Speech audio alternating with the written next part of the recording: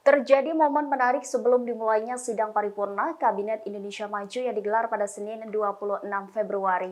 Jajaran menteri yang tiba saling berbincang sembari sidang Kabinet Paripurna dibuka, termasuk Menteri Keuangan Sri Mulyani hingga Menteri Pertahanan Prabowo Subianto. Sesaat sebelum rapat dimulai, Sri Mulyani terlihat menghampiri Prabowo Subianto yang mengenakan kemeja putih. Momen ini terjadi di tengah isu ketidakakuran imbas Pilpres 2024. Sri Mulyani membuka interaksi dengan mengajak bersalaman Capres nomor urut 2 tersebut. Terlihat sedikit perbincangan antara keduanya sebelum sidang dimulai. Sri Mulyani terdengar mengucapkan selamat atas unggulnya kepada Ketua Umum Partai Gerindra itu di Pilpres. Setelah itu Prabowo Subianto duduk di kursinya. Sementara itu Sri Mulyani berbincang dengan menteri-menteri lainnya termasuk Menko Marves Luhut Binsar Panjaitan.